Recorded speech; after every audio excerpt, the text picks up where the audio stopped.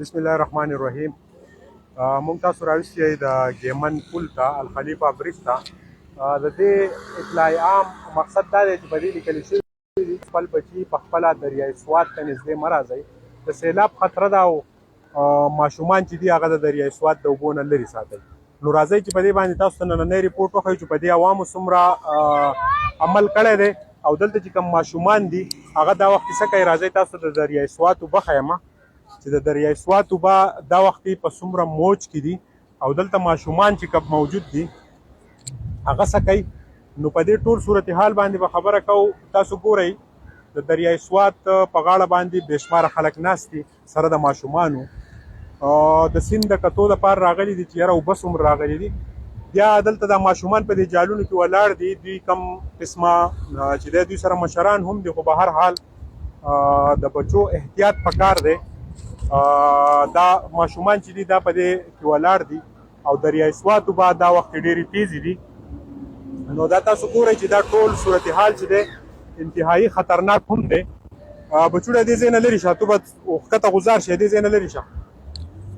دا اوبه چې دي دا تاسو ګورئ چې په دې کې څومره تیزوالی راغلی دی او د پرونه راسي د دریای سوات موجونه چې دي هغه ښه بهاو چې دی د اوبو هغه سیوا شوی دی. بارانونه شوي دي په سوات په بېلابېلو سیمو کې په مضافاتي ایریاز کې بارانونه شوي دي. زه د خپل ملګري ته یم چې د سوات د سیند ټول بیکګراونډ تاسو ته وښیي چې دې څومره پوره کافي تعداد کې د اوبو دا وخت رفتار دی څومره په تیزۍ باندې دي. په دې برج باندې ودرېدل یو طرف ته چې په دې ګاډي روان یم دا وایبریشن کوي. تاسو ګورئ دا وختي مونږ پوره چې دی وایبریشن سټارټ دی. خو دا ماشومان تاسو وګورئ چې په دریای سوات په کنارو باندې د دې د تماشې دپاره د ده په 144 باوجود پرون یو ویډیو چې دی هغه هم د دې ځای نه وایرل شوی وه چې ماشومان د دې ځای نه دانګل. هغه ځای تاسو ته ښیو چې ماشومانو د کم ځای نه ټوپونه وهل هغه ځای هم تاسو ته ښیو.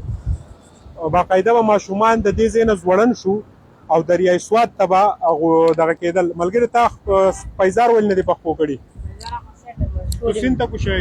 نه شولیم نالوی. کم ځای نالې شو؟ هلته کته ها کته هلته کار کوئ؟ سیند ته خو نه کوزېږئ؟ نه سیند ته نه کوزېږئ. بچوړې ځای خواښه او د سیند په غاړه ډېر مه ودرېږئ. نو دا هغه ځای چې کوم ملګري ولاړ دي د مدرسې سم ملګري دي هغه هم چې دی د دې اوبو په تماشه دي چې یاره د دې اوبو تماشه وکړو.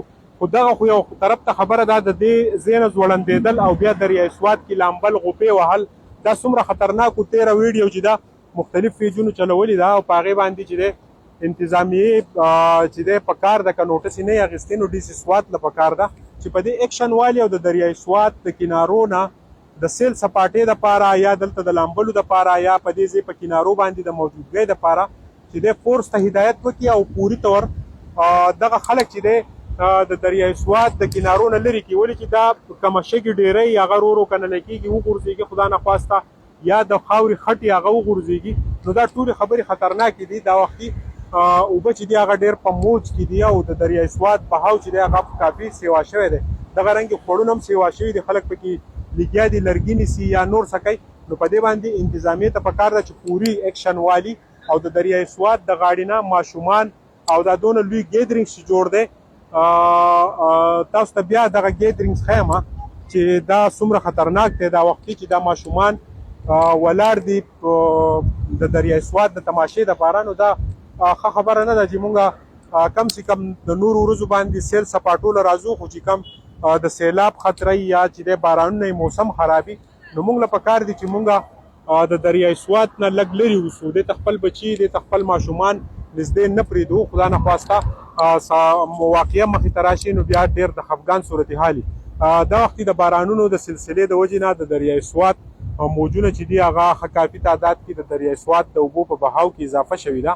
او د بریکوټ سب ډویژن دوه لوی خوړونه چې کم دي یو د هیلم خوړ یو چې دی د کانډاک جهانګیر مضافاتي خوړ هغه هم راوتی دی او په دې دریای سوات کې دغه اوبه هم شامل شوي دي. زموږ مقصد دا و چې 13 ورځ کومه ویډیو د دې ځای نه وایرل شوې ده. دوه درې ماشومان ځوړند شوي وو هغه چې دی په دې اوبو کې لامبل د بره نه ټوپونه وهل. نو په دې پکار ده چې انتظامیه ایکشن والي او داسې قسمه چې دی صورتحال سره مخامخ شي. مسؤل بچا لره که اجازت ته الله په امان.